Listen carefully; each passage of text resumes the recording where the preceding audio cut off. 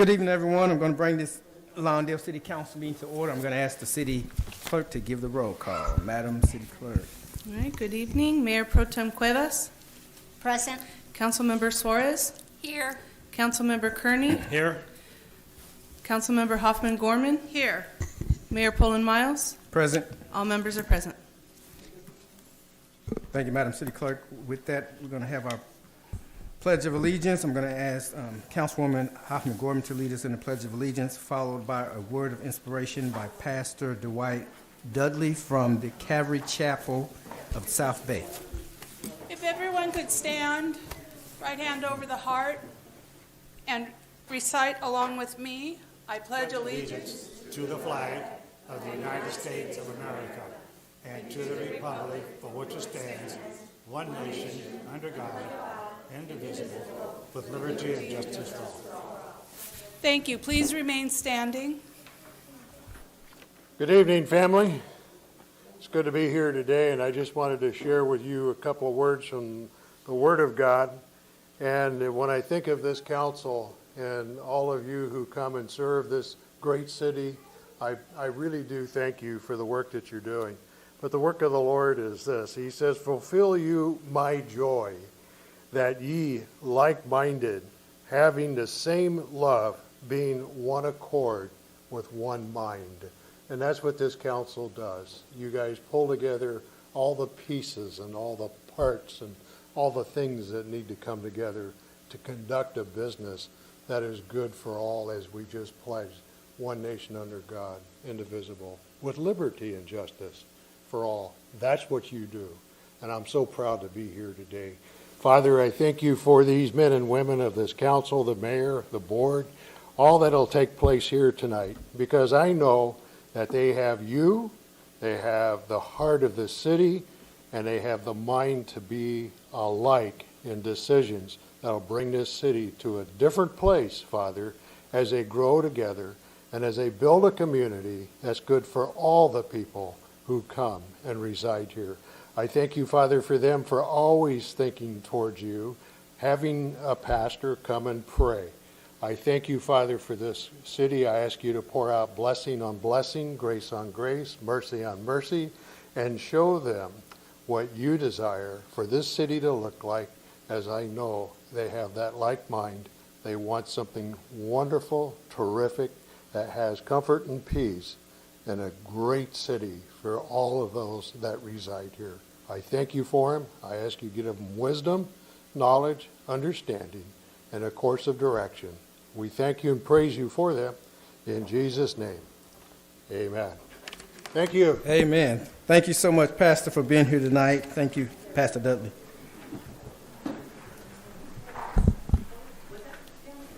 Okay, we have a couple of presentations tonight, recognizing some outgoing members of the Senior Citizen Advisory Committee, which is a committee that was designed to help us with issues concerning senior citizens. It was formed by the City Council to provide information and advice on programs and services that is wanted and needed by our senior population. The senior citizens meet monthly, and they are a vital component to understanding the needs of the senior community here in the city of Lawndale. The following individuals have served with distinction and honor. We're going to honor them tonight with a little plaque for their service being on the committee. We got, I'm not sure if everyone's here, but I'm going to ask that when we get finished, I'll take a picture with everyone, those who are available.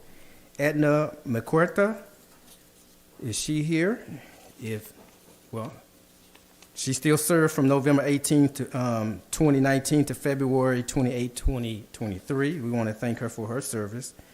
Oscar, I saw Oscar Bernal. Oscar, thank you for your service from June 7th, 2010 to February 28, 2023. And Teresa Garcia, I don't think she's here. I didn't see Teresa. She served from August the 1st, 2011 to February 28, 2023. And of course, our First Lady Emeritus, I wonder who is that? There she is. Ms. Hoffman, Doris Hoffman, thank you for your service. She served from July 21st, 2014 to February 28, 23. We want to thank these 4 individuals for their services, and we have we got plaques, and we got 2 different kind of plaques. See that? If you want to join us, if you will, join us here at the podium. We'll take a picture together. I don't think Teresa has made it tonight. Teresa? Yeah. Let's see. Just, Teresa is not here. And Doris.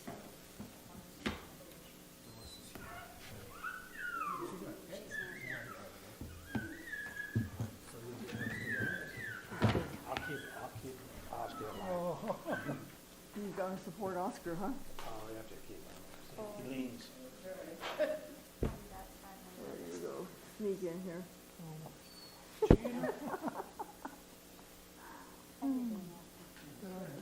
You probably want the one with your name on it, right? Ah, that's an Okay. idea. Got you. Thank you, thank you, thank you. Are we spelled it correctly? So we put Robert in the middle? In the middle?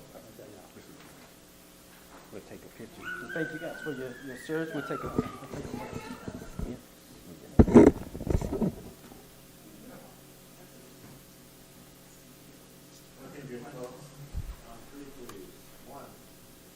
Oh, did you just say? Look up. Lots of film, yeah. You might have to wind it.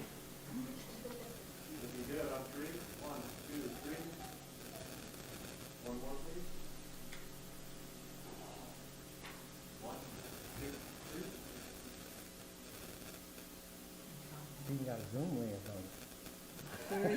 Thank you. How you doing?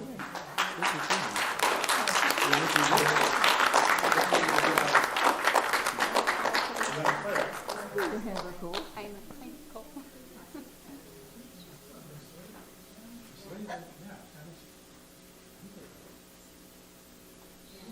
Don't get it. You know how to get it. Thank you, Oscar.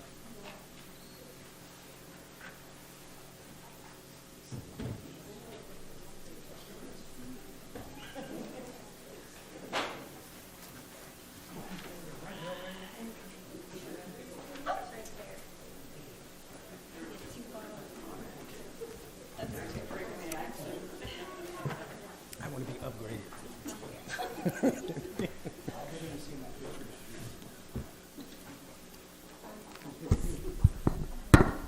Okay. Okay, let's have our public safety report from Los Angeles County Sheriff's Department.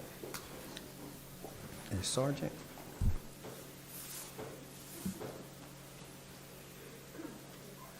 Turn that off here, hold on.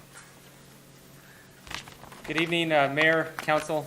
I'm here tonight to present the Public Safety Report for April 3rd through April 17th. Last council meeting, there were some questions from the council regarding OK to books and time that was spent for arrest made in Lawndale, and unfortunately, the Sheriff's Department doesn't track it that way.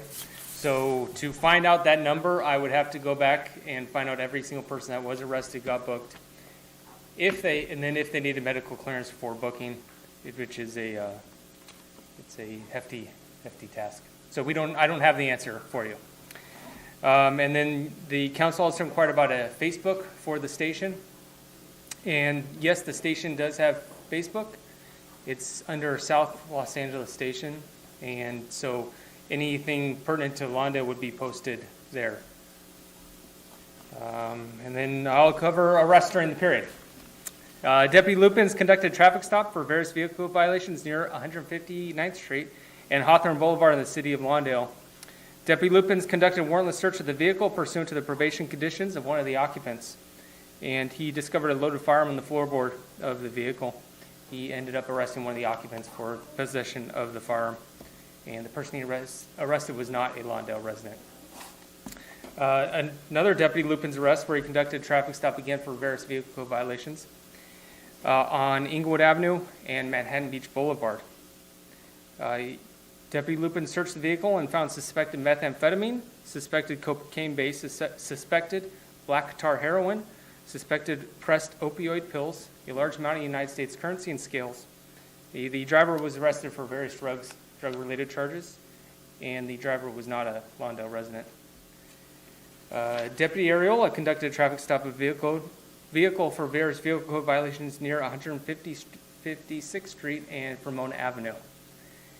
Upon contact with the driver, he observed a firearm in plain view inside the vehicle. During a further search of the vehicle, he discovered suspected fentanyl. And the driver was arrested for weapon and drug charges, and the driver was a Lawndale resident. That concludes my report for this week, and I would be happy to entertain any questions that you might have. Okay, thank you for that report. Are there any questions of the sergeant's report? Lieutenant, right? No, Sergeant. Sergeant? Okay. Thank you, Sergeant. though. All right. Hey, I was just testing you. We appreciate your report. Thank you so much.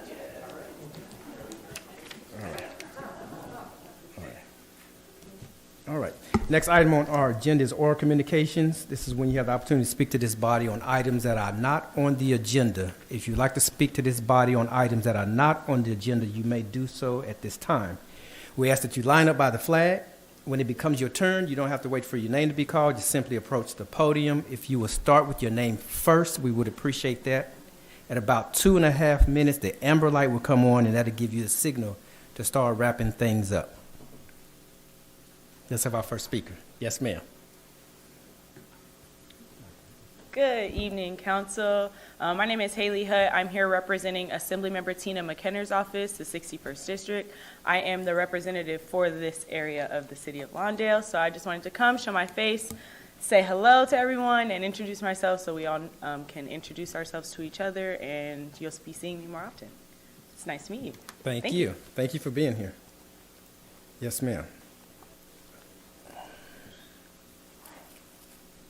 Good evening. My name is Dina, Lawndale resident. I'm just going to wing it since I know we have chickens on the agenda tonight.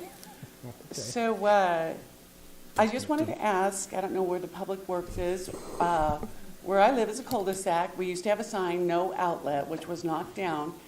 And then they removed the little metal stem, but now it's filled in with concrete, and I don't know if we're going to get the sign replaced or not. I had one of those limousine party vans ended up in the block, which had a heck of a time turning around. And also, thank you for putting the bulk number on the website. A neighbor has, I don't know if she doesn't want to call. Is that the number directly to our waste, our trash pickup? Right now it's a, portable or basketball hoop. Now it's in the gutter, waiting for bulk pickup. Well, another neighbor moved it last Thursday for street sweeping, but now it's back in the gutter.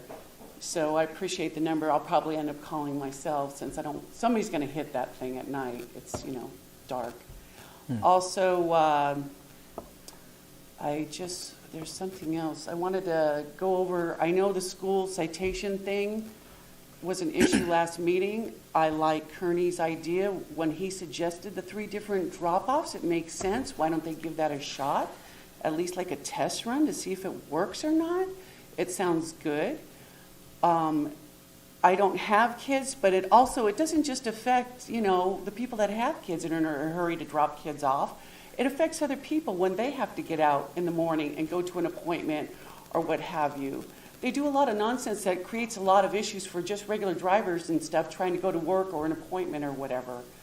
I also wanted to touch real quick on since all the rain and everything, maybe you guys could put in something. I know you have the dog licensing or animal fair coming up. A lot of foxtails right now in bloom and coming also. Maybe if we can, put out something on that, the dangers and the hazards for the animals and what have you. And maybe we can, get some of that trimmed, I don't know, with our public works on different, I know people don't take care of their parkways and what have you, although they let their dogs do their business and everything else. But if we can get, look into some of that. So that's my light. Okay, thank you. You're welcome. Thank you. Yes, ma'am.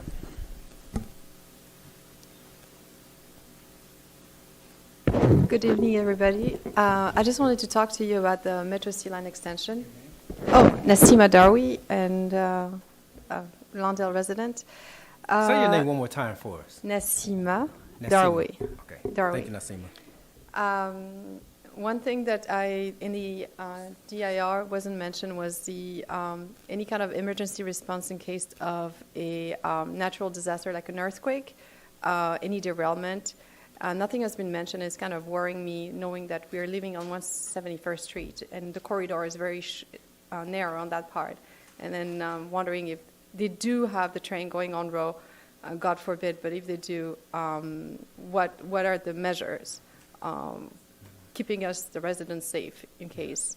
Also, I would like to know if maybe the city of Lawndale could actually try to change their opinion or on the metro and of the no metro in Lawndale and going more for the Hawthorne option.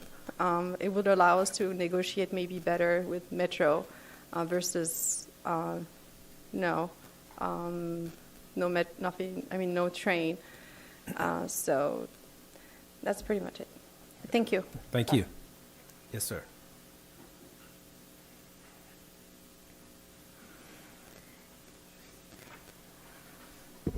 Hello, my name is Michael Kim, Lawndale resident.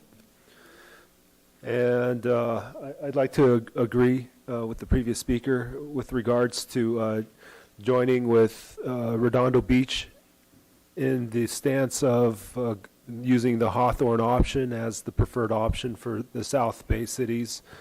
And I think two cities joined together like a coalition would have more of an impact as opposed to a divided two cities going with two different options. My thoughts on that. But I'd also like to talk about this large milestone coming up called the Los Angeles Olympics, where the city of Los Angeles must meet certain deadlines in order to support the Olympics, such as the People Mover in LAX and the one going to this football stadium. Those projects must be completed in time for the Olympics, and for Metro to be spread thin by trying to start this project up, I think it's just unwise for the city of Los Angeles, and it includes us. And I think they already pulled away resources from an overpass that they wanted to build over, I think, Florence in a congested part of Inglewood. They just scrapped and abandoned that entire project. They're already deep into that one. The EIR completed and it was already approved, and they just said, you know what, let's stop that. Let's focus on the People Mover. So I think we should also ask Metro to think about kind of finishing the projects that they haven't had, and not to try to juggle too many balls in the air, too many projects all at once, and so that they come up with a safer solution in the long term that'll serve people. And they might learn some things from the Olympics. Maybe they'll have some comments from people that visit, and they might say, hey, we like this type of train environment, stop, I don't know. And at least that'll buy us some time in order to maybe get more public support. We've been noticing more public support lately, but last summer you can hear crickets at those Metro meetings, so I think that's just going to help us in the long term. Thank you. Thank you.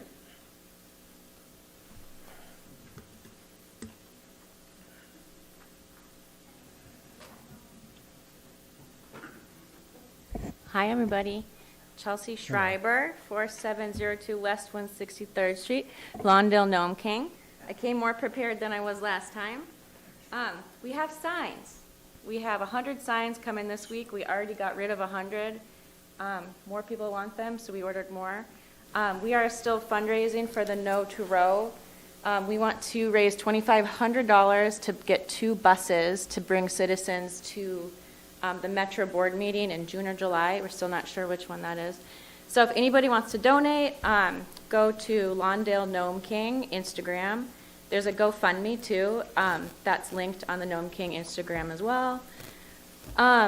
Also, I just want to encourage you guys to agendize an item to vote on an option.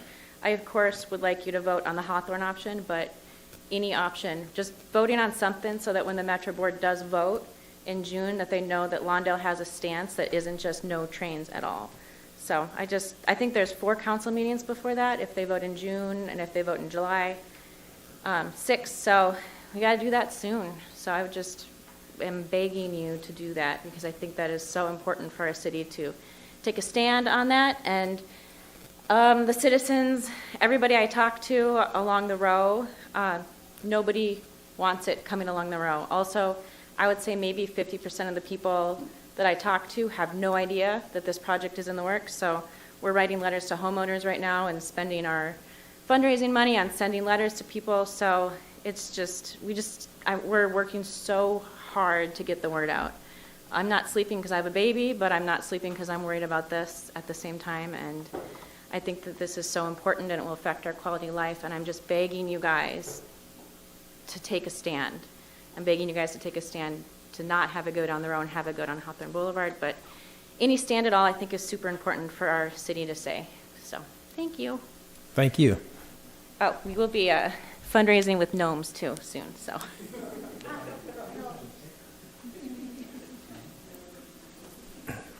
But do they roam, though? Yeah. Yeah. It's not a gnome if it doesn't roam, right? Yes, sir. Hey, my name is Morrison Lucas again. I'm sure you all remember me. I'm sorry, say your name again for me. Sorry, my name is Morrison Lucas. I'm here, of course, to complain about parking citations. It's a long-term project. I have a citation of today. Today is number 611. This was issued about 5 minutes after the one I brought to you last week. Here you can see a vehicle is waiting in the flow of traffic, paused, waiting to get into the parking lot. In this case, the reason the vehicle is paused is because it's waiting to let another vehicle out. It seems like this is safe and legal driving behavior. There's nothing crazy going on. No one is getting in or out on the street. Nonetheless, this was a $38 citation. Thank you very much. Thank you. Yes, sir.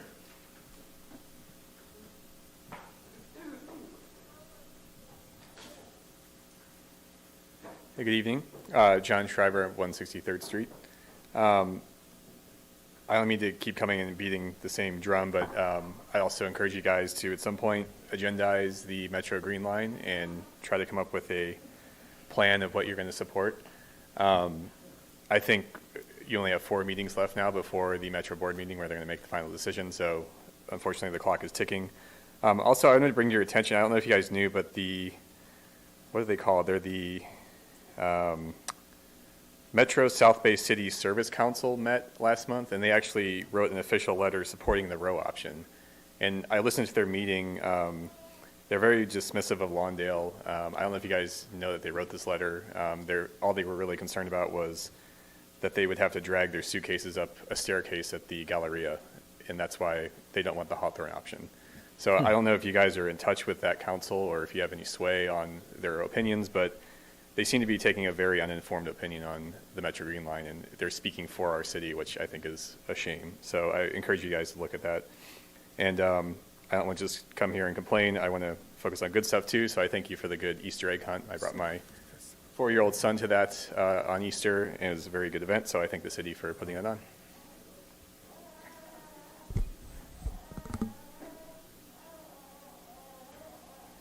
Thank you.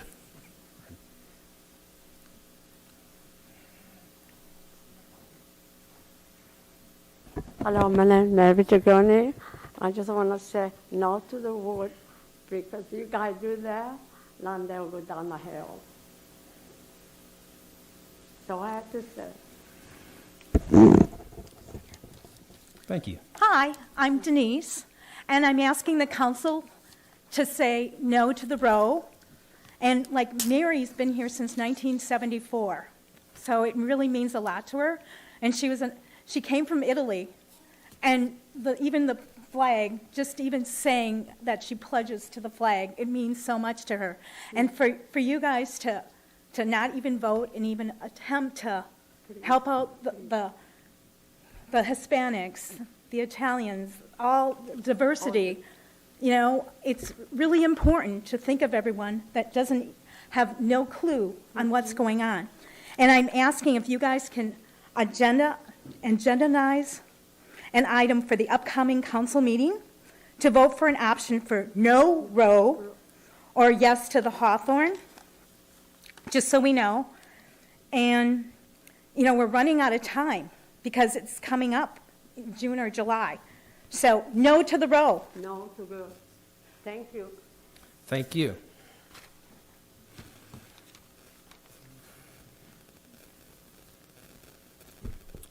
Okay, with that, we'll close public comments and we'll bring up the diocese for any comments from the council.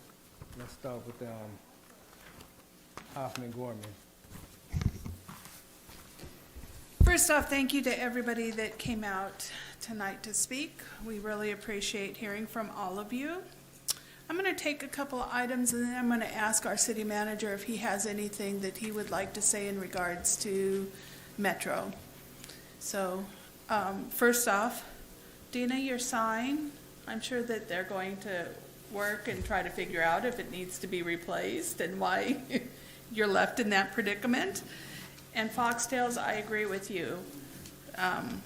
Being involved with my vet, I know that the problems that Foxtails give our critters, both in their ears and in their noses. And so you're right, that is an issue.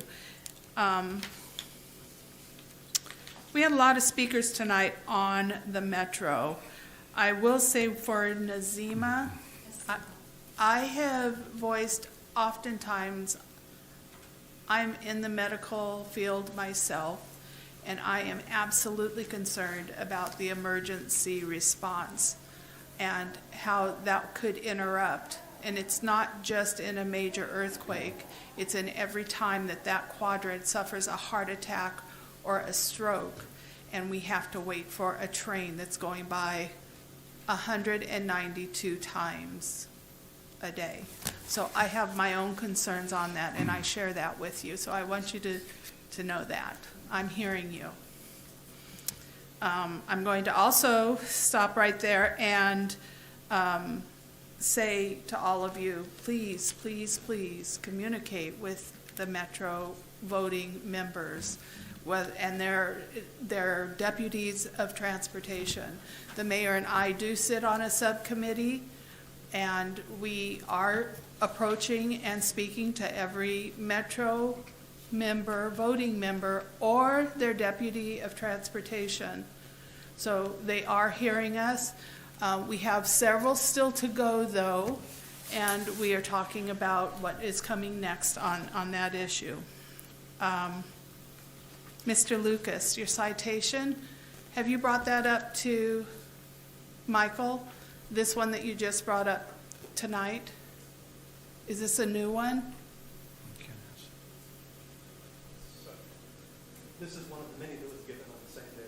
This is not my citation. A lot of citations were given. All right. There's two. All right. Well, I would encourage anybody that receives a citation right now to contact the city if they have a discrepancy with it. Otherwise, the city can't speak on that particular issue.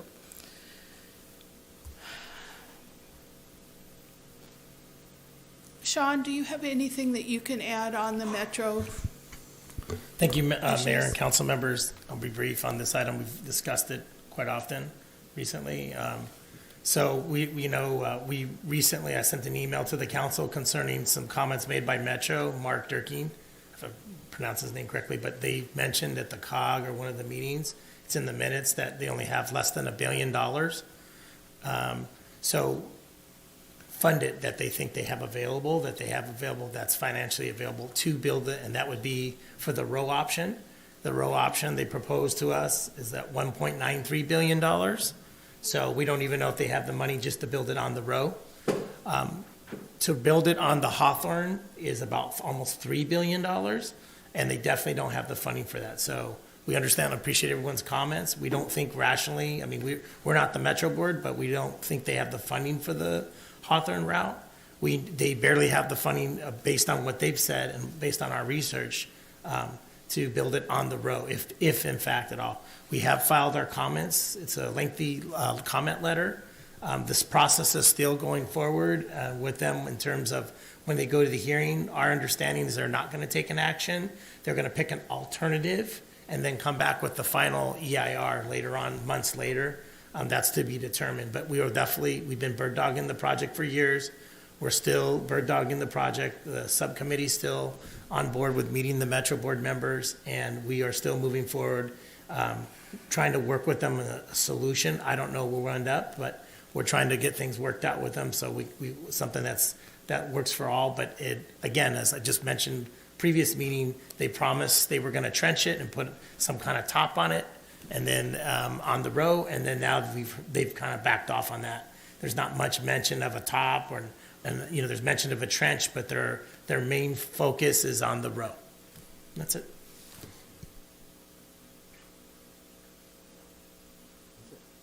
That's all I have. Thank you. I just want to thank the 6 young ladies that spoke tonight and the 3 gentlemen. I think Rhonda touched on everything, but I'd like to thank Haley for coming down here from Holly Melcho's office and introducing herself. And with that, I'll pass it on. Thank you. Madam Councilwoman Torres. I'd like to thank everybody that came out tonight. I do have a question, and I think our city manager briefly spoke a little bit about it, but in terms of, and I don't know if this would be at a public meeting or a closed session, how it impacts us to actually make a decision, knowing that if they do pick any option, we're going to want the best mitigation measures and possibly litigate. And so I guess my question would be, is that something that we could discuss, and would it be in a public setting or would it be in a closed session? Mayor and council, right now, we don't know what option they're going to pick until June or July. So right now, taking any position, based on our review of the project would be somewhat premature until we know which route they're going to choose. At this time, we do not know what route. We think, based on their funding and based on their limitations, they're most likely going to go for the row route. But it's totally up to the Metro Board where they make that decision. But it looks like most likely that's the one they're going to pick rationally. But I would want to know, if we made a decision, how that would impact further negotiations if they were to litigate. So I guess this is more for our city attorney.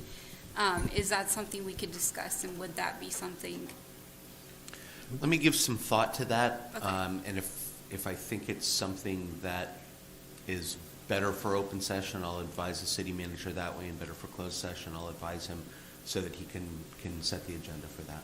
Okay. Thank you. And the only reason why I asked that is because I don't know, if they choose the Hawthorne route, we're still going to want, the best mitigation measures as possible, or if they pick the row, and so I guess that's the reason why I want to know how it impacts that before, how that works, because we're still going to, have a fight regardless, and try and get the best for our city. And then also I want to thank Michael for your comments. That is something that I've had similar thoughts, is if they only have, and I've heard they only have 800,000.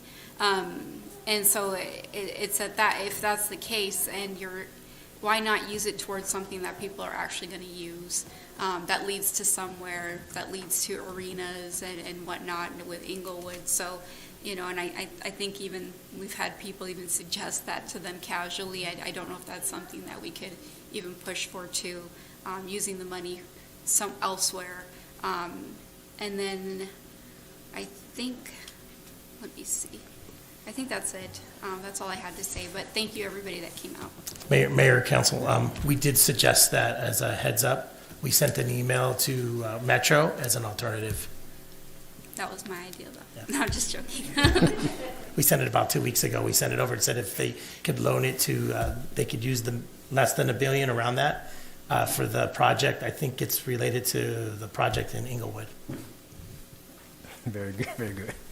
Mayor Pro Tem Cuevas. Thank you, everybody, for coming out and speaking. I would like to know also if we could have an open session or a closed session to discuss our stand, because whether we like it or not, we need to be together on a decision, whether it's the row or Hawthorne Boulevard. As a council, we need to decide. It's going to go through. A no stance, it's not going to help us anymore. So the five of us need to get on the same page and try to decide which option we want to do, whether it's today or 20 years from now. It's going to happen. So if we could put something in the agenda, hopefully if it's open session or closed session, to discuss it prior to their decision, that would be great.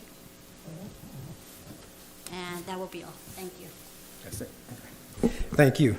I too want to thank everyone who came out tonight and those who had the opportunity to speak. I want to thank Haley Hutt for stopping by from the office of Assembly Member Tina McKenna. We look forward to working with that office, as well as Haley as the field deputy for the city of Lawndale. We appreciate her being the field deputy, and we look forward to working with her. Thank you for continuing on this metro issues.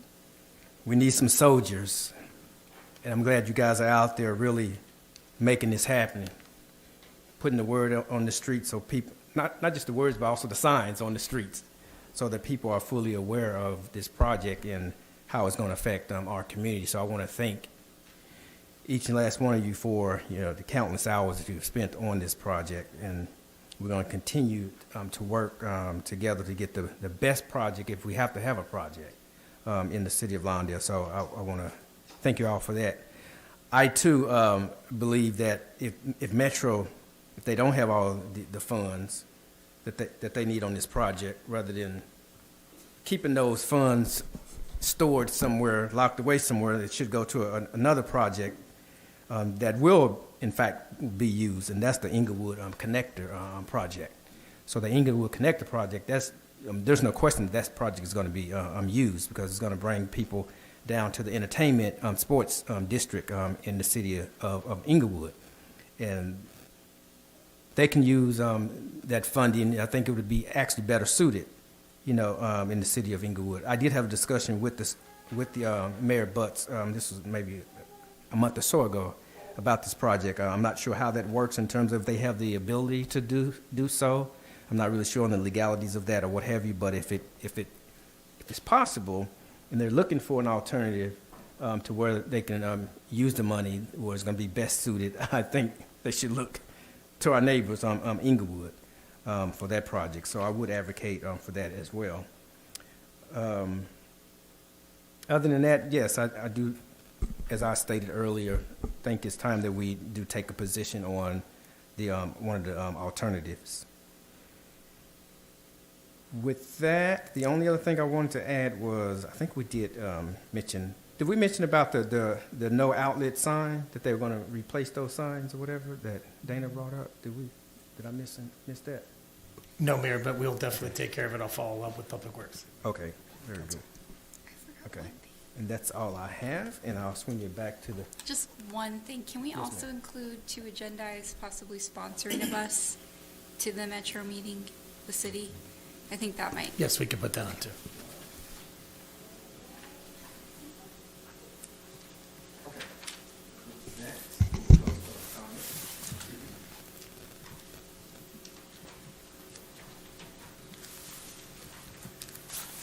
Okay, next item on the agenda is item G, which is our consent calendar.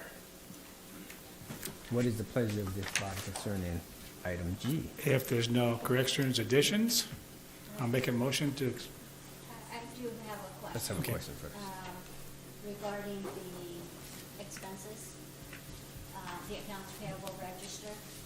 How many, I would like to know how many trucks we purchased, because the ledger kind of threw me off for a bit, since there's a couple of dealerships involved. Yeah, no problem. I can answer that. Thank you for the question. So you'll see on the ledger there's one for AutoNation Ford. It's about $40,000. So that's one truck.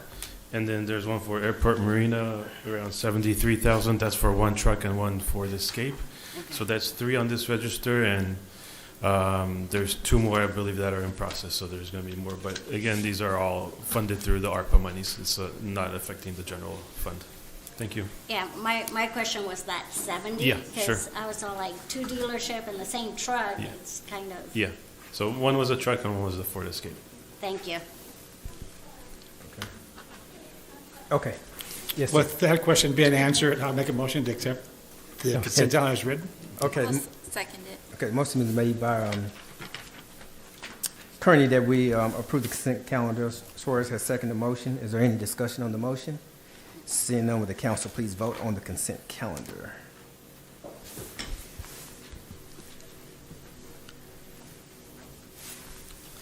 For the consent calendar, the motion passes unanimously. Okay, next item is a public hearing.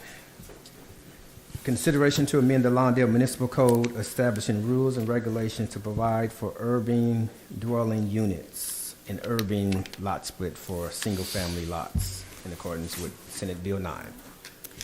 Let's have the staff report. Thank you, Mayor and council members. Jose Hernandez, Associate Planner, is going to read the item for you tonight. Thank you. Thank you. Thank you, Ms. Chavez. Good evening, Mayor. Good evening, council members. Before us tonight, we have a draft ordinance that was reviewed and also a resolution accompanied this and reviewed by the Planning Commission on March 22, 2023. And with this, there is a resolution 2307 accompanying and recommending the City Council approve ordinance number 1199-23. And read as on title on the draft ordinance is a consideration to amend the Lawndale Municipal Code establishing rules and regulations to provide for urban dwelling units and urban lot splits for single-family lots in accordance with Senate Bill 9. Before you, we do have recommendations. The recommendations is to conduct a public hearing, determine that the draft ordinance number 1199-23 is exempt from CEQA, and also introduce the first reading as read with ordinance number 1199-23. And with that, I conclude my presentations, and I open for further questions or comments. Okay, are there any, thank you for that report. Are there any questions of the staff report before we open the public hearing? I'll hold off till after the public hearing. Okay. All right. With that, we'll open the public hearing now. It is 7:19. The public hearing is open. Is there any wishing to testify or provide comments in this manner? Seeing none, it is 7:17. The public hearing is closed. Let's have some I do have one discussion. question for, who is it, Jared or Jose? On the second page of it, where it says staff has reviewed Senate Bill 9, and it gives a breakdown of second units will be limited to 800 square foot. At the bottom of that page, it says must provide guest parking at a ratio of half a parking space per unit. Wasn't it, correct me if I'm wrong, Robert and Shirley, wasn't it per how many bedrooms in the unit? The parking, half as parking spaces, or is this a whole different thing? Mr. Mayor, Council, this is SB 9. It's a Okay. little different. Okay. So we have to follow the state law. Okay. And just so the council knows, we only have 25% of the city is qualified for this ordinance. Luckily for, some people may not agree, but we have 2 units for almost every lot. So SB 9 very limitedly impacts Lawndale, whereas other cities that have a lot of single-family, one house on an 8,000 square foot lot. And unfortunately, this is the limitations that's mandated under state law. Okay, thank you. And I had a quick question. We had an emergency ordinance before this, right? So we're just Correct. This codifying. is to bring that full ordinance to fruition, and Okay. if the council wants to recommend approval. My question is the state requiring parking spaces, additional parking spaces, or is that something the city is requiring? The draft ordinance that you have before is consistent with the SB 9 state legislation, which is being consistent with the requirements. That is correct. As you know, our code is two-car garage for each unit, But unfortunately, under SB 9, we cannot require that. Similar to the ADU, we can't require parking. But this one, we do have, allows a little bit of parking. Yeah. Okay. You good? We're good. I'm good. Okay. Any other discussion? Okay, so what is the pleasure of, I'll go with staff recommendation. We did the public hearing. I'll second it. okay, so the motion's been made that we approve staff recommendation. The first reading title. Yeah, and seconded by Shores that we do the introduction of the first reading of the ordinance. And I think that's the only thing it does, right? Yeah, just the first reading of the ordinance. Yeah. So I'm going to ask the city attorney to please read the ordinance. Thank you, Mr. Mayor. This is ordinance number 1199-23, an ordinance of the City Council of the City of Lawndale, California, amending the Lawndale Municipal Code to add Chapter 16.05 and amend Article 7 of Chapter 17.48, establishing rules and regulations to provide for urban dwelling units and urban lot splits under the R1 zone and a finding of categorical exemption from CEQA. That is the title of the ordinance, and you have waived further reading on the consent calendar tonight. Thank you, sir. Thank you, Mr. City Attorney. Would the council please vote on item 6?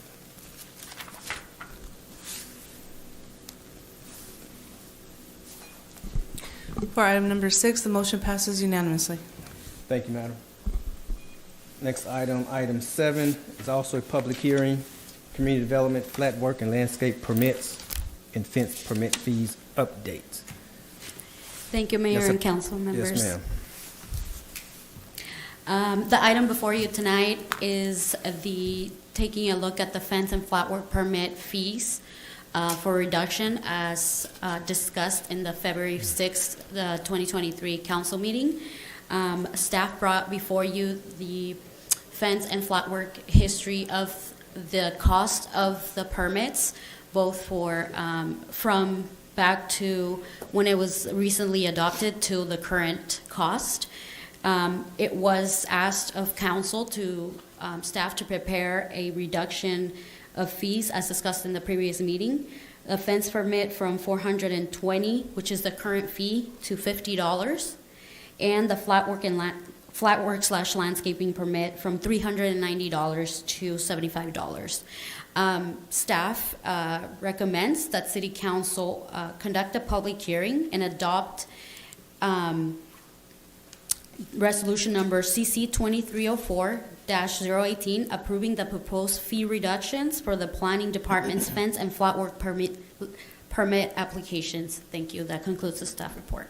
Okay, thank you, madam. Are there any questions of the staff report before we open the public hearing? Okay, seeing none, I will open the public hearing at 7:22.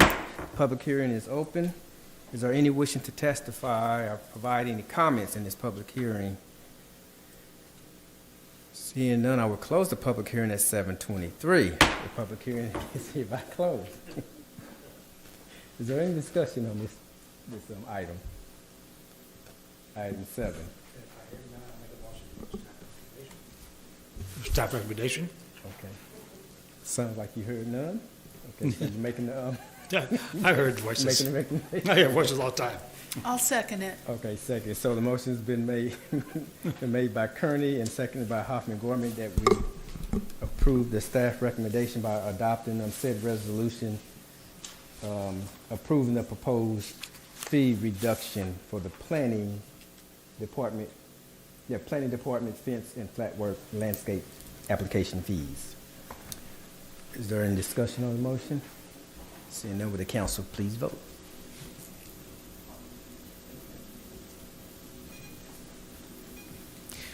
For item number 7, the motion passes with Mayor Pro Tem Cuevas voting no.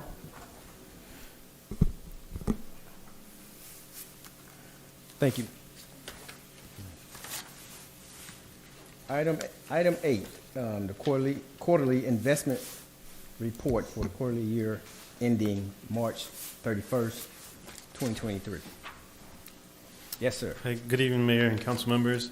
This is the Q3 Investment report ending March 31st. So just to go over numbers real quick, the city has cash and investments of $47,095,201. The city's investments are made up of currently right now 4 categories, basically cash and bank, LAIF, which is the state fund, CDs, and U.S. government agency bonds. We have approximately $17.6 million in the checking account, about $23.7 million in LAIF, about $4.7 million in CDs, and another $1 million in U.S. government agency bonds. And you can see the long list of CDs we have is basically split up into 3 different groups. We have 1 year or less, which is short term, our medium term, which is 1 to 3 years, and then the longer term, 3 to 5 years. And then as far as the $1 million in U.S. government agency bonds, that was just purchased last month. We bought 2 issues. They're $500,000 each, and one is earning 5.375%, and the other one is at 5.75%. So both really good interest rates. And one of them is 1 year and 3 months, and the other is 2-year maturities. So those are doing really good. And they are considered to be risk-free and backed by the full faith and credit of the U.S. government. Looking at CDs, we are going to have 2 that are coming up for maturity in July, so we'll look to hopefully replacing those. Currently, they're only earning 2% and 2.2%, so I'm hoping by that time we can get 2 more that are about 5% or so, depending on how the Fed goes with their rates, and so those are constantly moving. So we'll see how it goes, but I'm hopeful we'll get about 5%. And then looking at liquidity, the city has 88% in on-call deposits, which is very liquid, but that's your cash and bank in your LAIF account. And then we have investments for the remaining 12%, about 2% in short term, 8.5% in medium, and 1.5% in long term. I do think that we need to bump up the long term a little more. There's 4 CDs in there. They're earning low interest rates, so we need to look into that. So, which I will look at and discuss with Sean, the city manager, and see what we can do there to get some more long-term investments to kind of bump up those as well. And that's all I have. That concludes my report. Any questions? I'm happy to answer. Yes, ma'am. I have one question, because there's in the staff review, it says that we continue to maintain a majority of cash and LAIF in the city's checking account. Yes. And with the recent, or a couple months ago, with the whole SVB, Silicon Valley Bank, and the insurance of the $250,000. Do we keep it all in one, or do we use a certain bank just to protect? I mean, it sounds like it worked out where everybody got whatever they had, but. Yeah. So as far as the main bank account, there's like 17.3 million in there. So because we are a government, that money is collateralized by the bank at 110%. By law, they're required to do that. So it'd be really difficult for us to keep separate bank accounts at $250 each. Our CDs, we do, our policy is less than $250 because those are FDIC insured. So on the CDs, yes, but on the other cash, no, because the bank has collateral requirements behind it. Okay, so, yes. Thank you. Any other questions? I was going to mention we work weekly on running those numbers, and the council adopted policies on buying those. And Harat and myself go through, and they're very detailed. Yeah. The bank has to meet certain hard requirements, certain corporate requirements, certain financial backing requirements before we even invest in them. And then I look at the interest rates directly with Harat, and we argue about, is this bank safe? And we don't put in more than, I think it's $248,000 for each CD. And we are trying to increase that so we can get more interest off the amounts. Okay, very good. Thank you. Any other questions concerning the quarterly report? Okay, seeing none, the staff recommendation is that we receive and file. You got anything? Okay, I saw you touching the button. Okay, well, I'll make a recommendation to receive and file. Okay, without any objection, we'll receive and file the report. of the quarterly investment report. Without any objections, the report is received and filed. Thank you for the report. Now you can hit the button. This is item 9. The keeping of, it says keeping of chickens, hens, and our fowls in residential areas. Let's have the staff report concerning these chickens. Thank you, Mayor and council members. As brought to you before, this is the history of chickens, fowl, and what other cities are doing around in the South Bay area. So staff take a look at Hawthorne, Redondo Beach, Manhattan Beach, and Torrance, which are the nearest cities around us, and to take a look at what they're doing, whether or not they're allowing them in residential areas. Most cities are. So if you take a look at Redondo Beach, they do allow them, but they do require a permit.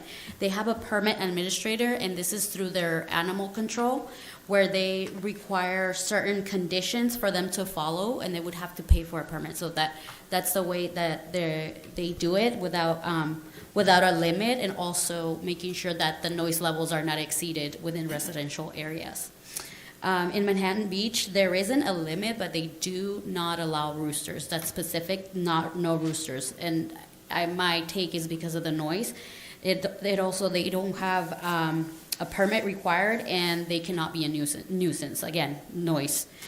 In city of Hawthorne, they allow up to 4 hens in residential areas, but they must not be within 35 feet of any habitable dwelling or residence, which is what City of Lawndale is currently doing, not allowing them within 35 feet of residential, and that goes with the LA County's health and safety code. And, well, again, no roosters allowed. And City of Torrance, finally, they do require a special permit to allow it for single family residential and must meet conditions, and again, no roosters allowed. Staff does have concern because of the way that our city is built, because it's highly populated, because our lots are smaller than 50 feet. Most of them are 40 feet, 25. We don't believe that, we're going to meet the 35-foot requirement from health and safety codes. And, well, we have high density, and it could impact the residents highly with noise if they do have more than required. They would need permits, they would need to go through animal control, et cetera. So we do have concerns on that.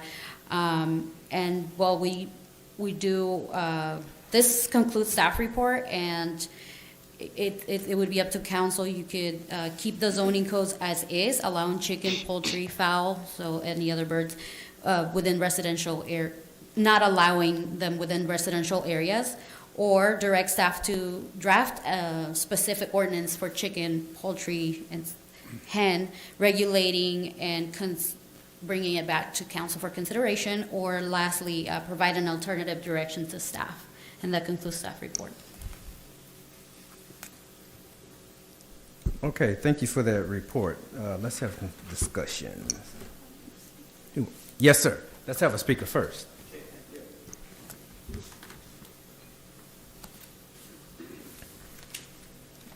Yes, sir. Good evening.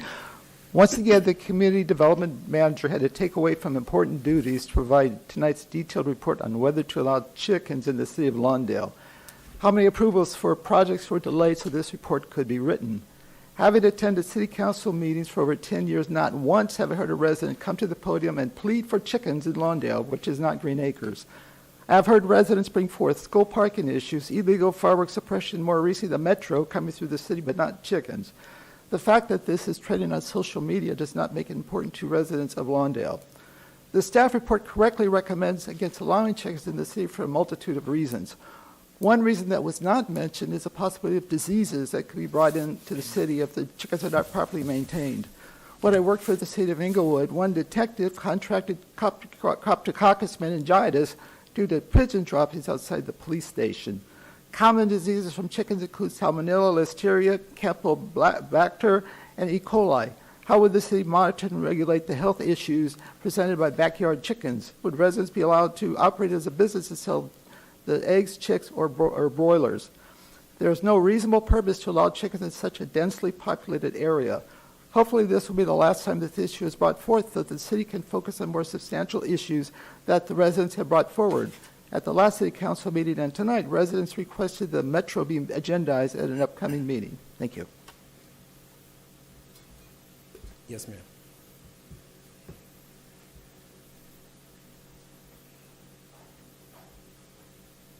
I was here at that meeting when the chicken discussion went on, and it took over 20, 25 minutes talking about chickens and eggs and everything. We don't need chickens in this city. Nobody's going to get a permit. They're going to get loose. They don't pick up their dog stuff, let alone they're going to pick up their chicken stuff. They're going to wash it down to the curb or whatever, into the drain or what, even then. We don't need chickens running around and everything. And then what about when they get killed or something, or they get hit, or an animal again attacks the chicken, and now they got to, what's the city going to do about the attacking chickens? We don't need the chickens, okay? Buy the eggs at the store. They're always on sale or whatever. Thank you. Okay, let's have some discussion now. Who wants to? Well, I'll start since I'm the one that brought this forward. And contrary to some of the comments that were made, I actually did have several residents, several young families actually, their families who I know who grew up in the area, who asked about this. And for whatever reason, they may or not be here, I can ask them to come too so that we have, more of, so they can voice their opinions. But I think that although it may not be important to some and some may disregard it, I bring it forward because, there's a certain generation of young families that, for whatever, their reasons might be, maybe they want to eat more organic or healthy or whatnot. So that's the reason why I bring it up. And, everybody has their different takes on what's important to them, and so that's something that I felt, hey, why are they banned if neighboring cities? And that's why I wanted to look at it. And as far as taking up staff time, I've done some of the research myself, and with Google, you'd be surprised how fast you can kind of get through, reports and zoning. I've called up other cities, and I've done it for other items as well, so it doesn't take that much time. And then as far as diseases and whatnot, yes, that is a possibility, but is it probable? You could say the same thing for dogs, rabies. There are rodents that run, possums. I know growing up we had a huge lot, and there were a lot of times that we had other animals coming in. So you gotta kind of, if you kind of go with the mindset that this and this could happen, this and this, then you're gonna have to ban everything. And so that's the reason I brought it forward. It wasn't with the intention for people to have millions of chickens, and I do agree. I don't think that, people probably aren't going to come and get a permit. But it's for the people that, if they do want to, giving them the option. And so that's the reason why I bring it forward. I think that we've come to a place where we've tried to ban a lot of stuff that I think some people would enjoy, and that's why I brought it forward. I did have a specific question with regards to staff, because you brought up I guess, and I agree, I don't think they should be in apartment buildings. I don't think they should be in closed space areas. I guess my question is, how many homes would be large enough that we, is it a possibility that, for example, some houses still have fairly huge lots, and for those, if they have it, do we know approximately how many would be eligible with the county guidelines? I'm not exactly sure, the number, but I know that there's a few properties with 8,000, 10,000 square foot lots in the city, but they're very minimal.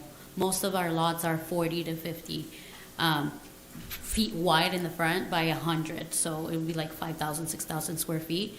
So I'm not sure if there's enough lots. They're just very minimal, as from what I remember. Okay, so we have on top of that layer the ban, and then the county has their requirements for the 35 feet. Correct. Okay. Okay, I mean, I'm still interested in looking at this, maybe just for single family or even for duplexes. For all the reasons that I stated, I understand that the rest of the council may not be interested. Maybe it's just a thing for my generation that people are interested in looking at. I don't know. But I would be interested in keeping, you know, even if it's like 1 to 2 hens, you know, in a certain enclosed space. You know, I'd be interested in looking at it, but I don't want to waste anyone's time if the rest of the council's not interested. Anyone have any discussion on it? Me. Yes, ma'am. I do agree with Bernadette. Growing up in the west side, we grew up having little chicks and then growing into hens. I don't mind having maybe single family homes and duplex within a specific area, and no more than 2 hens, no roosters. But we've been forbidding or putting laws into place and not allowing our citizens to, those that want to have a hen or something, not to do it. We are in a different era, so things have changed. Unfortunately, my generation doesn't want hens, but the current generation does. So I don't mind having at least 2 hens. 2 hens would be my maximum on there. Okay. Thank you for those comments. Anyone else want? And I have to disagree with my 2 colleagues. I don't think chickens should be allowed in Lawndale. If you want, you know, we're overpopulated, and if you look at square footage of house, you can't keep chickens pinned up all day. They have to roam. And most of these lots, when they roam, they'll be 35 feet away from the next dwelling. We're built out. I have to agree with the staff recommendation. And my biggest fear is a disease. We had the big scare of the egg disease. And now eggs went up. Now they're back down to normal prices. We don't need chicken. What's going to be next? Because goats going to be allowed because we had goats at one time? Or Hawthorne had cattle ranches, dairy ranches. We're going to have cattle? I have to stick with what the staff says. LA County says 35 feet. No, I disagree with the ladies, and I say should be no chickens in Lawndale. I would just like to add into it on top of what Pat is saying. I also disagree, but my disagreement I would add on top of is if one hen produces 1 egg a day if you're lucky. So if we have 2 hens or even 4 hens, that's going to be 2 eggs or 4 eggs in a day. I don't understand how, you know, that's going to be a great big savings. It might be as far as the organic part of it and wanting to eat organic, but it's not going to feed you very long, I don't feel. But you're never going to get that great big bowl of fresh eggs from 2 chickens. So I'm opposed to this as well.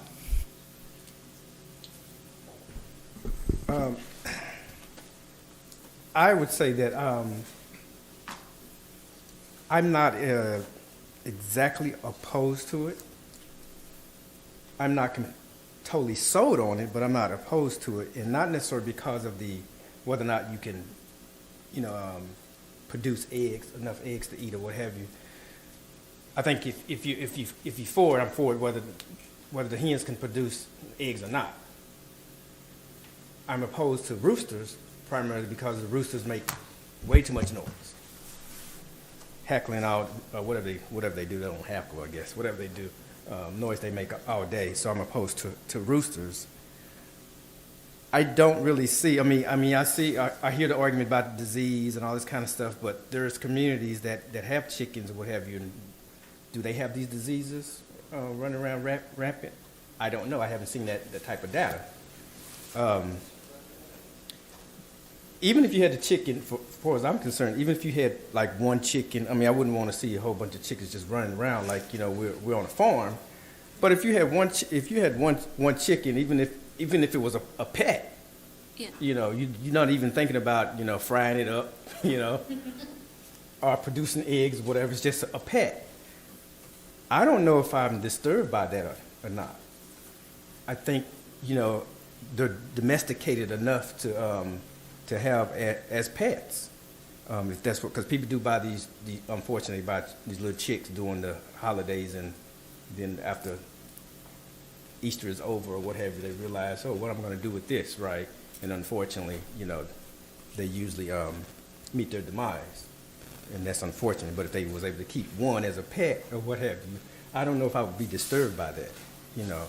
So that's why I'm saying I'm not opposed to it for all those other reasons, the diseases and things like that, because I don't know if that's a real thing. It's something that could happen.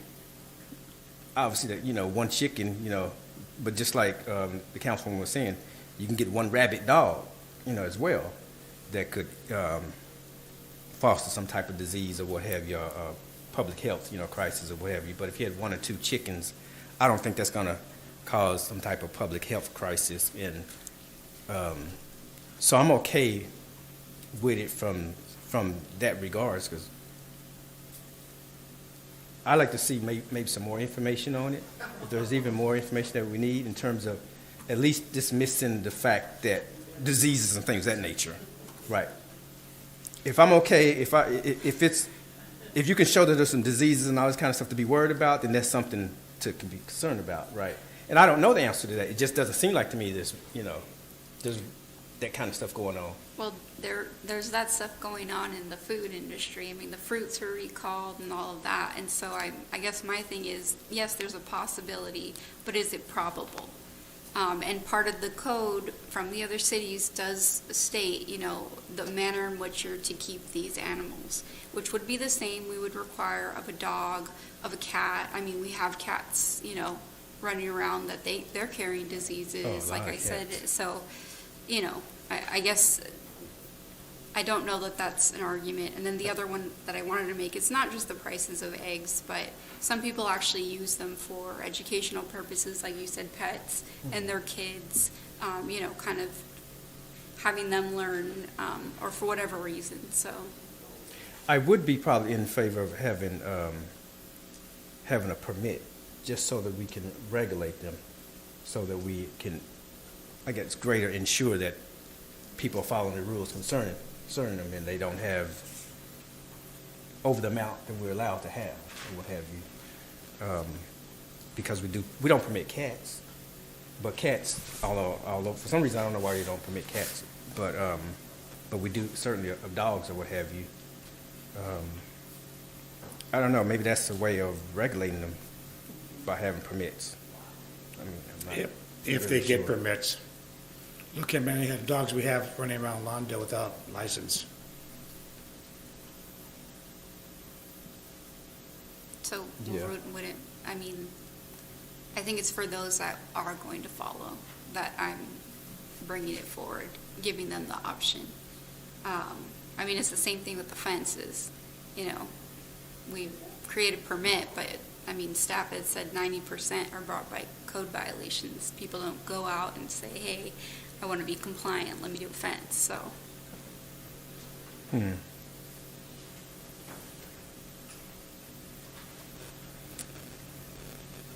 It's something to ponder. Well, I would be in favor of doing it. I'm okay with a permit or a license, you know, the way we do the dogs. I don't even mind if it's 1 to 2, you know, and then making it a, you know, single family or something like that, or even duplexes. Some of them are pretty big lots. But that's just me. Now, if you had a duplex, would that mean both duplexes would be entitled to 1 or 2 hens? Or would that the parcel itself, since it's one parcel? That's something we could look at too. Maybe just limiting it to the whole parcel. To the parcel, yeah. Because otherwise there would be 4. Because we're talking about 2, right? Yeah. Yeah. Because if it was a duplex. Well, before Well, we use duplexes. tied together in one parcel. I guess what I meant to say, not a duplex. So a duplex is usually, one unit into two. But I guess I meant to say more of 2 units on a parcel. So that wouldn't necessarily be a duplex, right? It'd be 2 units on one parcel. So if it's 2 units on one parcel, not a duplex, are we looking at still just a parcel itself, or the fact that there's 2 units, so each unit would be... But you could have a parcel with 6 units. Right. So, That's what I'm saying. So would have a parcel with 2 units would be a maximum of... So it's the parcel itself. And so if you have a parcel with so basically if you have a parcel with 2 units, right? 2 units or less, you could do it. I would suggest, you don't want townhomes with them because there's no area that they could be, but duplexes generally will have some kind of a yard or something, or I don't even know if they're big enough, but.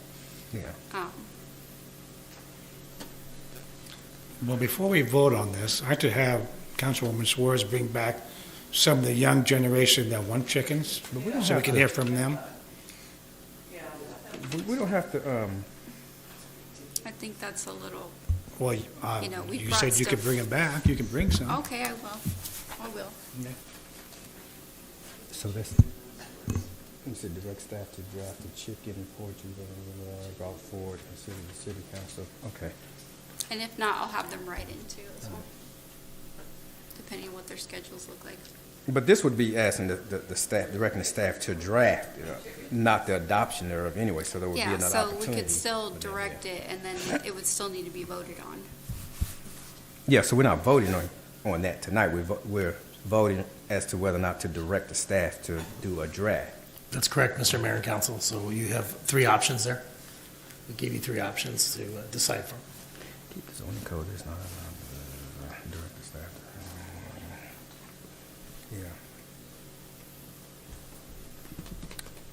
Well, I don't mind if the staff do a draft, and that's give us time for if anyone else want to weigh in, including the young folks, to want to weigh in before we vote on it, because this is just a draft, so we can see what it would look like.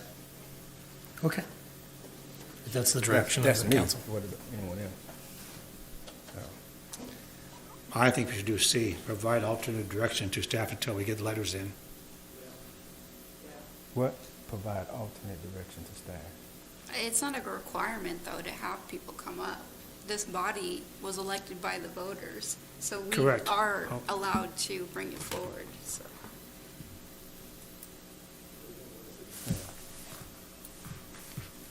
So I would go with recommendation C, bring a resolution, I'll make that motion. I'm sorry, ma'am, do you mean a draft ordinance? Not Yes. A draft. Thank you, ma'am. Did I say B? or No, C? you just said resolution, but I want to make Okay. sure we do it right. Thank you. And I'll work with the Community Development Department. We'll listen to what you've said tonight. It's pretty clear we have 2 in favor with some limitations, 2 opposed, and 1 who needs to see how the program would work before he'll cast his vote one way or the other. So we'll take into account what we've been hearing and bring that to you in the next couple months. Thank you so much. Okay. I'll second. So we got another. Councilwoman Suarez. So the motion's been made by Suarez and seconded by Cuevas that we direct staff to bring back the draft ordinance. Okay, any discussion on the motion itself? Okay, seeing none with that, please vote. For item number 9, the motion passes with Councilmember Kearney and Councilmember Hoffman-Gorman voting no. All right, thank you, madam. Next item is the city manager's report. No items to report tonight, Mr. Mayor and Council. All right, thank you for that report. Okay, let's hear from Councilwoman Hoffman-Gorman. Well, I attended the Easter event at both William Green School and also at Jane Addams School. Lovely. Congratulations to our Community Development Department. Excellent job at both schools. I did not get to see the Jane Addams in full. By the time I got there, it was pretty late, but beautiful job, fun day, I think, for all the kids and the families. Just an enjoyable day to finally get to enjoy some spring weather, so I appreciated that. I also wanted to take a moment and remind the citizens that on the 22nd, this Saturday, is our annual Youth Day Parade. And that's an exciting time for our kids. They get to come and show off their little league jersey, or, you know, compete in the band or the drill team or the flags. And it's just a time of bringing the community together. So I'm really excited this year about finally getting back to the parade. That's all I have. All right, thank you. Mr. Pat Kearney. And I was going to mention the parade, but Rhonda did. I also attended the Easter egg hunt extravaganza at Jane Addams. It was well attended. The kids loved it. They had a lot of events for the children, and it was well put together, Mike, you and your staff. Kudos. Very good. Councilman Suarez. I'm going to steal your thing, ditto. It was a great event. I really enjoyed it, and I was able to go to the second one, but later on, you know, there were some there were older kids there too, so it was very interesting to see, you know, the range of kids we had there, but they really did run and get their golden eggs. I even saw them lifting up the haystacks to see if there were eggs under those. So, but that was really fun. And then I think that's all I had, so I'll pass it along. Okay. Madam Cuevas. Mine is short. Thank you, Mike and staff, for the Easter egg hunt. Unfortunately, I couldn't attend. I was doing my taxes, so I couldn't attend, but a lot of our residents really enjoyed it and gave us great feedback. I also want to thank staff and Sean, because we had some complaints about the railroad track, the row. There was a lot of trash, several cables were hanging, and they took care of that today. So thank you, staff, for doing that. And I don't have anything else to report today, so we get to go home early. Well, we got Robert still. Or we can wait another. Another 10 minutes on you for the rest of your your report. Okay. Yeah, I want to thank Mike and his staff for putting on the extravaganza, Easter extravaganza. It was in fact an extravaganza. I like saying that word, extravaganza. Yeah, extravaganza. Extravaganza. Yep. Both at William Green's in Jane Addams Park. Really nicely attended. William Green, there's a lot of people at William Green, a lot of families, a lot of visitors. There were some visitors from Hawthorne, some visitors from Carson. And one lady told me that she had saw the sign, but there was from Carson. And she brought her daughter down, so that was great. We had a good time there. And Jane Addams was good as well. So that was nicely, great job, everyone, on that. Yeah, expect to see everyone out for the Youth Day Parade, those who can make it in the city. Bring all the youth out. What time we kick off? At 10 o'clock? 10 o'clock. We kick off at 10 o'clock, but you want to get a seat around about 9 o'clock so you can be in a good position. You know, so we should have a lot of fun there. I did have the opportunity to meet the, in her position as Vice President, Kamala Harris, Vice President. Of course, I've met her before when she was a state official at the LAX. So I was invited by Supervisor Holly Mitchell to join a group of folks in greeting the Vice President. I guess that was a few days ago, and it was a good time to get to see Air Force Two, land. And I saw you. Like that. That was pretty good. I saw you. You saw me? Yeah, oh yeah. Several pictures. Very good. Very good. She was well received, and that was a good experience seeing her as Vice President, for the first time. And I think that's all I have. Yeah. So we'll see everybody Saturday. With that, we do have a couple of adjournments tonight. I'm going to do one in Councilwoman Hoffman-Gorman. She's going to do the first one. You want to take away the first one, Councilwoman, to Thank adjourn you. tonight? And go ahead, take it away.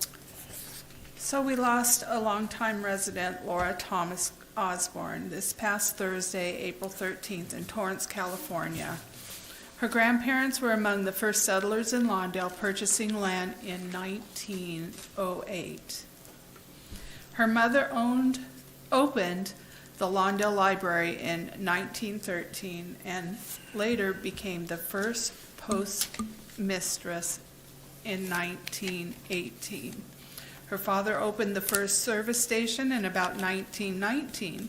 As a child, Laura knew many of the original pioneering families of Lawndale. She attended Lawndale Grammar School and Central School, later becoming the Lucille J. Smith Elementary School. She graduated from Lusinger High School class of 1945 and afterwards attended El Camino College the year it was opened in 1946, when classes were being held at nearby high school campuses before the future home site we know today was open. She worked a variety of jobs, including the Lawndale Library, during World War II. She later married Carl Osborne and had 2 sons, Tom and Jim, and remained in Lawndale for over 90 years. She was one of the founding members of the South Bay Quilters Guild, and for several decades created quilts and stuffed animals for local children's hospitals. An interesting side note, if anybody has the book, Images of America, Lawndale, that was written by Jim Osborne, our former council member, it is his mom, Laura Thomas Osborne, on the cover holding the goats. Thank you.